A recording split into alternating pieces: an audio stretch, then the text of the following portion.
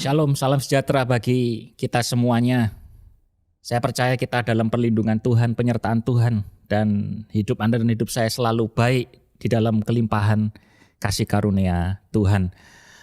Oke, ini program yang selalu Anda semua nanti-nantikan ya. Dan saya juga nanti-nantikan setiap kali saya akan tagging ya video ini, terutama ketika saya berbicara dengan Goden. Puji Tuhan. Pemimpin saya. Welcome Goden. Ya, senang sekali hari ini terlihat nampak cerah. Secerah matahari. Ya, tapi mudah-mudahan topik kita hari ini tidak membuat hari kita menjadi tidak cerah lagi ya. Nah, coba topiknya apa sih hari ini? Coba. Ya, nah sebelum saya membacakan topik kita ini apa, nah saya mungkin lebih baik langsung kutip aja dari natsnya, supaya tidak salah tangkap begitu ya. Iya, jadi betul. Kita masih dalam seri Sabda Bahagia dan ini seri Sabda Bahagia yang terakhir ya teman-teman, yaitu di dalam Matius pasal 5:10 Tuhan Yesus mengajarkan kepada kita begini, berbahagialah orang yang dianiaya oleh sebab kebenaran. Karena merekalah yang mempunyai kerajaan sorga. Dan berbahagialah kamu jika karena aku kamu dicela dan dianiaya dan kepadamu difitnahkan segala yang jahat. Bersukacitalah, bergembiralah karena upamu besar di sorga. Sebab demikian juga telah dianiaya nabi-nabi yang sebelum kamu. Wow. Jadi hari ini topiknya adalah aniaya masihkah relevan? Karena Tuhan yang ngomong ini. Iya. Kalau Tuhan yang ngomong berarti pasti relevan. Pasti relevan gitu ya. Karena firman Tuhan tidak pernah usang, firman Tuhan tidak pernah expired. Betul. Dan kalau tidak pernah kadaluarsa. Kalau Yesus yang ngomong itu berarti ya kita harus istilahnya take heed ya, perhatikan sungguh-sungguh gitu. Nah, tapi kemudian orang seringkali pasti tidak suka dengan satu kata yang namanya adalah aniaya ini. Kan tidak ada orang yang bilang semoga saya teraniaya. Iya. Kamu juga nggak suka kan? Wah iya. Iya. Kalau bisa enggak. Gitu. Orang bilang, ya Tuhan memang kita orang percaya nih makanannya katanya dan ada kutip aniaya. Tapi kalau bisa ya mbok jangan. Mbok ya orang lain aja jangan saya. Inilah aku utuslah dia. Atau inilah aku aniayalah dia. Jadi kenapa ini Yesus memberikan sabda kepada kita, padahal sementara secara manusiawi kita sendiri nggak kepingin untuk mengalami aniaya. Karena gini, kita ini hidup nomor satu. Ini yang seringkali saya juga secara pribadi terus mengingatkan diri saya ya, bahwa saya hidup di dunia yang mengalami kejatuhan. Maksudnya apa dunia yang mengalami kejatuhan? Maksudnya adalah dunia yang tidak sempurna. Dan dunia yang tidak sempurna ini penuh dengan kelemahan-kelemahan, penuh dengan hal-hal yang jahat, penuh dengan hal-hal yang tidak baik. Bukan berarti tidak ada yang baik. Ada yang baik, ada yang oke, yang maksudnya.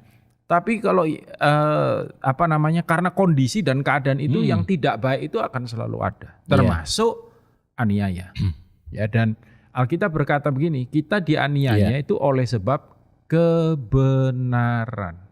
Dianiaya oleh karena kebenaran. Karena apa? Karena ini kan sesuatu yang sebetulnya seperti strive dengan keadaan dunia yang tidak sempurna ini.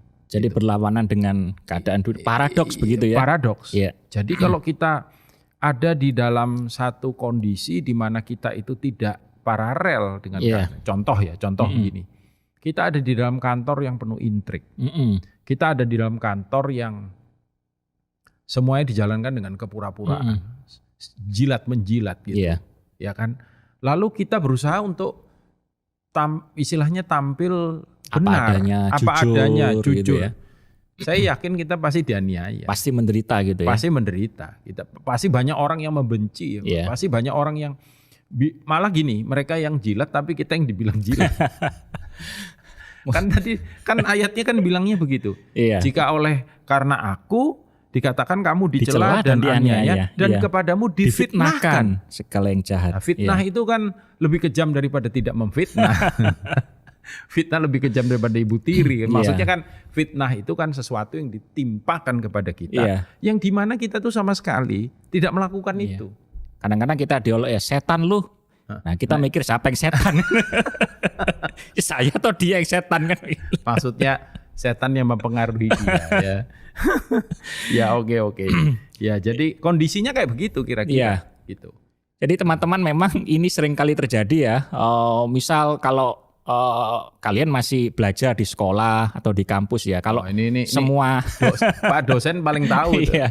Kalau semua nyontoh gitu ya, semua buka buku. Nah kita sendiri yang nggak buka buku, kita sedang jujur. Nah kita bisa diomongin ya, ada malaikat nyasar nih. Loh, di kelas. Masih lumayan kalau gitu, masih lumayan. Yang terjadi ada gini, mungkin dosennya juga nggak tahu ketika mahasiswanya jawabnya buka buku. Lo yang buka buku poinnya bagus. Yang jujur poinnya jelek.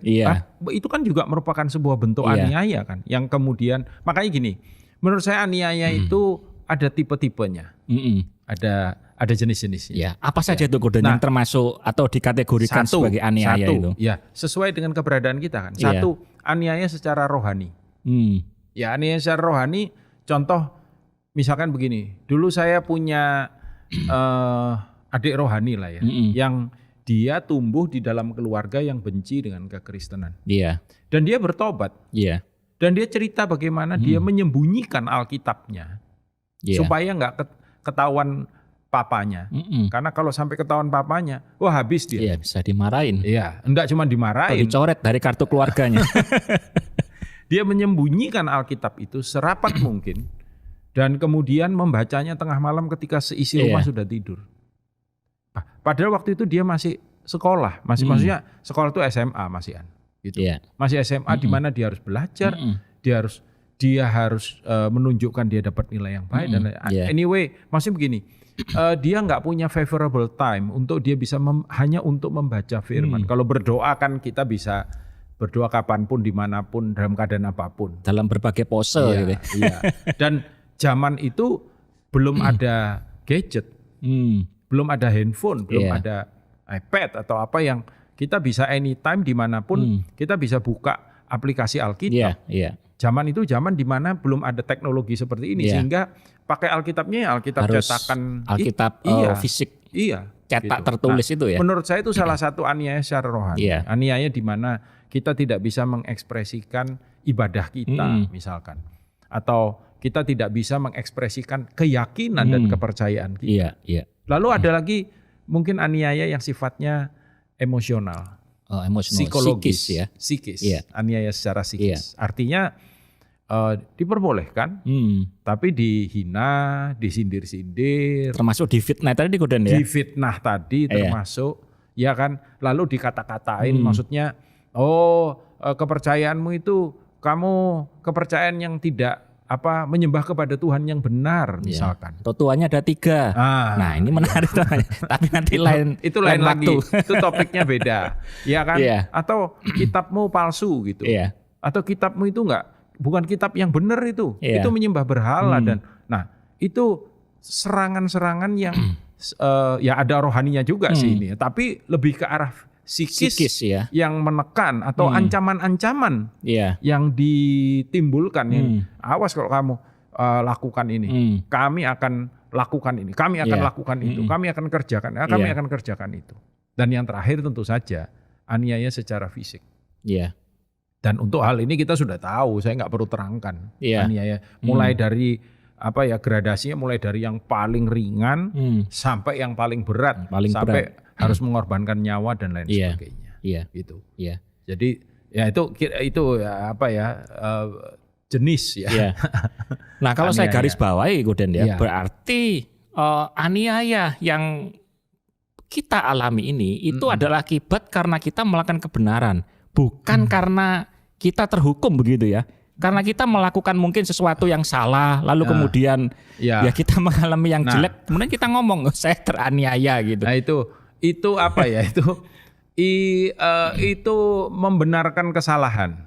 Jadi kalau misalkan orang mencuri lalu digebukin gitu, salahnya sendiri dia lari, dia nggak ngembalikan, loh itu salah, itu bukan dianiaya, ya kan? Karena di kategori aniaya di sini oleh sebab kebenaran, itu kata kuncinya, oleh sebab kebenaran, gitu. Nah tapi kalau misalkan kayak begini, dia suka gosip gitu ya. di kantor, di tempat kerjanya, atau di mana dia berada, di lingkungannya, di RT RW-nya, dia suka gosip. Lalu kemudian orang ngatain, oh si orang itu, si ibu itu, si bapak itu, karena kalau gosip tuh biasanya ibu, tapi belum tentu juga. Bapak juga ada yang suka gosip, bapak yang keibu-ibuan mungkin ya. Jadi lalu kemudian orang ngatain dia gitu, dan mungkin dia dengar, oh saya difitnah, wah ini kebetulan dia baca ini, aku difitnah, wah aku ini termasuk berbahagia. Mendapat hidayah. Iya, makarios gitu, berbahagia. Loh, enggak dong. Enggak ya. Gitu loh. Ini karena kebenaran. Itu justru, nah mungkin ini nyimpang dikit ya, tapi ini menurut saya tidak kalah penting. Kenapa? Karena begini, banyak orang berpikir ketika dia melakukan kebenaran, dia pasti begini, dia pasti diberkati. Nah, dia berpikir diberkati itu berkat yang enak. Berkat equal enak. Gitu ya. Ini kan juga diberkati. Berkat perkenanan. Berkat istilahnya apa? Kan Alkitabnya bilang blessed. Ya kan? Yang dipersekusi, yang dianiaya. Bahkan ada kata sukacita, Nah, gembira, upahmu besar di sorga. Nah, upahmu besar itu kan berkat. Gitu. Jadi bagi kita yang berpikir bahwa ketika kita hidup dalam kebenaran, melakukan kebenaran, mengerjakan kebenaran, lalu kita tidak mengalami aniaya, salah besar. Salah besar. Orang yang ingin melakukan, ini kalau nggak salah di Timotius satu atau akan menderita aniaya. Ada ayatnya. Bahkan kalau nggak salah Rasul Paulus juga pernah mengatakan kalau orang bisa menderita dalam tanda kutip sekalipun itu adalah satu anugerah. Satu anugerah bahwa dia dianggap layak untuk sama dengan Tuhannya. Ya, itulah yang dilakukan Petrus di akhir hidupnya. Nah. Jadi guys, jangan salah ya. Kemudian kita melakukan hal yang buruk, hal yang sudah jelas salah, lalu kemudian kita harus menanggung konsekuensinya. Bukan itu yang Alkitab maksudkan tentang aniaya, tapi aniaya yang dimaksudkan di sini adalah ketika kita melakukan yang benar, lalu kemudian kita mengalami sesuatu yang tidak kita inginkan, harapkan secara pikiran manusia kita. Justru disitulah Tuhan sedang bekerja dan membentuk kita menjadi serupa dengan Kristus. Dan apa yang harus kita lakukan, Koden, ketika kita menghadapi aniaya itu, penderitaan itu, mungkin, karena kita melakukan yang benar. Mungkin ayatnya kan tadi bersukacitalah kamu kalau kamu dianiaya. Jadi ini kan dua hal yang istilahnya apa ya? Oksimoron ya istilahnya. Dua yang tidak, yang sebetulnya nggak paralel, artinya nggak sejalan ya. Kalau terus saya ditelepon orang lalu, Pak, Bapak dapat lotre gitu. Terus berbahagialah kamu yang dapat, itu kan sejalan tuh. Wajar ya. Ini kan dianiaya tapi bahagia gitu. Ini sesuatu yang sepertinya bertentangan. Kan begitu kan. Matematisnya mungkin tidak linier ini. Tidak linier. Ya kan. Kenapa kita harus bersukacita? Itu pertanyaannya kan. Nah, saya yang nomor satu, Matius pasal 5 ayat 12 tadi Pak Roy juga sudah ada sedikit singgung di depan. Karena Alkitab berkata apa? Kita menerima hadiah kekal. Jadi ada kekekalan di sana. Iya. Kalau orang kasih saya sepatu itu enggak kekal. Even orang kasih saya yang lebih wow dari itu, mobil, rumah, itu enggak kekal. Rumah bisa rusak, mobil bisa rusak, bisa menua, ada expirednya. Tapi ini hadiah kekal. Orang tanya hadiahnya kayak apa? Ya kalau itu bentuknya saya nggak tahu, tapi saya percaya itu sesuatu yang luar biasa. Dan itu kekal. Wow. Bandingkan waktu kita hidup di dunia ini dengan kekekalan. Itu simbolnya kalau matematika apa coba? Tak terhingga. Tak terhingga. Apa itu tak terhingga? Ya kan? Tapi nggak cuman itu. Dalam 1 Petrus 1 ayat yang ke-7. Mungkin nanti Pak Roy kalau masih ada waktu kita bisa baca. 1 Petrus 1 ayat 7 berkata bahwa penganiayaan itu akan membawa iman kita. Itu makin dalam. Oh, makin dalam. Di dalam Yesus. Mungkin bisa dibacakan ayatnya Pak Roy. 1 Petrus 1 ayatnya yang ke-7. 1 Petrus pasal 1 ayat 7. Penganiayaan itu akan membawa iman kita itu makin dalam. Itu di dalam Dia. Saya akan baca buat kita semuanya 1 Petrus ayat 1 Petrus 1 ayat yang ke-7. Iya. Maksud semuanya itu Iya. ialah untuk membuktikan kemurnian imanmu yang jauh lebih tinggi nilainya daripada emas yang fana. Untuk membuktikan imanmu. Iya. Ya kan? Iya. Nah, iman yang dikatakan lebih Lebih tinggi tinggi nilainya. Nah, Iya. ini kan ngomong soal tingkat keimanan kita Iya. gitu. Iya. Lebih tinggi daripada emas yang Emas yang fana. Yang diuji kemurniannya dengan api. Sehingga kamu memperoleh puji-pujian dan kemuliaan dan kehormatan pada hari Yesus Kristus menyatakan dirinya. Iya. Pujian, Kehormatan, kemuliaan. Iya. Wow.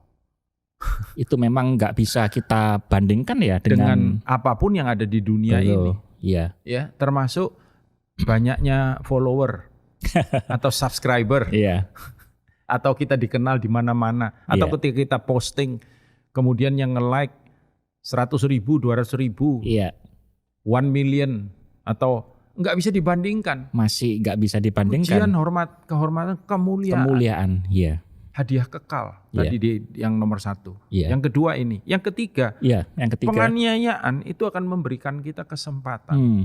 Untuk apa? Untuk berespon seperti ketika Yesus juga dianiaya. Iya. Yaitu mendoakan. Yesus, saya bayangkan ya, yang paling berat itu ketika dia disalib. Pak Roy pernah enggak ketusuk paku? Ya dulu sekali mungkin ya. Dulu sekali. Iya. Saya pernah ketusuk paku kaki saya ini, kalau enggak salah 3 kali. Waktu saya kecil. Dan yang paling menyakitkan adalah ketika paku itu ada di satu kayu begitu. Muncul, saya nggak lihat, saya injek jerot. Itu saya nggak bisa bayangkan sakitnya kayak apa. Iya. Itu paku segini, Pak Roy. Paku yang menembus kaki Tuhan itu. Iya. Itu panjangnya seberapa itu? Kan kakinya ditumpuk begitu. Lalu yang menembus tangannya.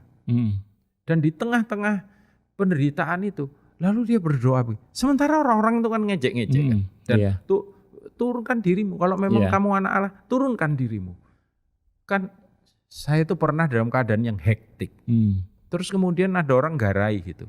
Ini saya mesti jujur ini ya, ini saya belajar. Meledak ya aku. Iya. Ya kan? Karena kamu enggak tahu aku lagi dalam.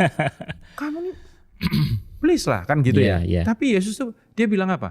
Bapak ampunilah mereka. Karena mereka tidak tahu apa yang mereka, kalau kita kan doanya lain. Jangan diampuni karena dia tahu persis yang dia lakukan. Ampunilah mereka.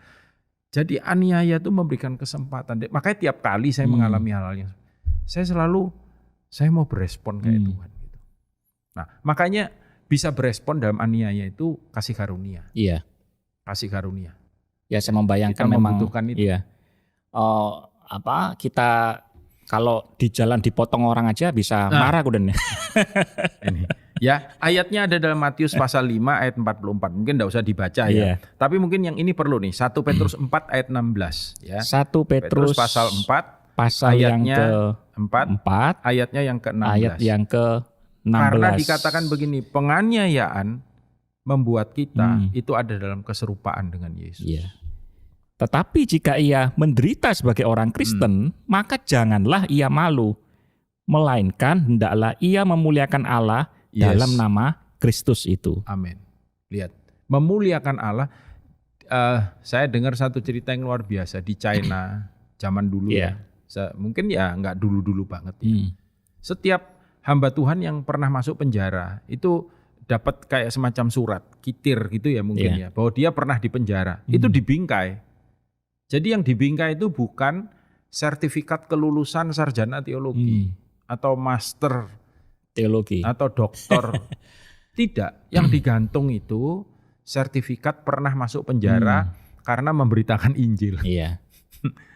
Dia menganggap bahwa dia itu layak. Iya. Itu wisudanya itu untuk layak untuk melayani. Sekolah kehidupan ya. Sekolah kehidupan.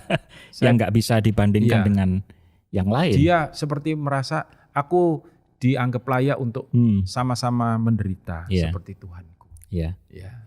Jadi kalau begitu ketika kita menghadapi aniaya, penderitaan, tentu kita harus memberi respon yang benar gitu ya. Memberi reaksi yang benar ya. Karena memang ketika kita melakukan kebenaran ya enggak selalu ada kenikmatan, keenakan yang tadi sudah Koden sampaikan kepada kita. Iya. Jadi itulah yang Tuhan mau, nomor 1 kita bisa berespon dengan baik. Nomor 2 kita sadar bahwa itu merupakan bagian dari dalam kehidupan kita dalam kebenaran. Yang ketiga, keserupaan dengan Kristus. Kristus pun dianiaya. Gitu. Apapun bentuk aniayanya. Rohani kah? Jiwani kah? Ya, psikis ya, ataupun secara fisik. Ya. Jadi itulah kesimpulannya.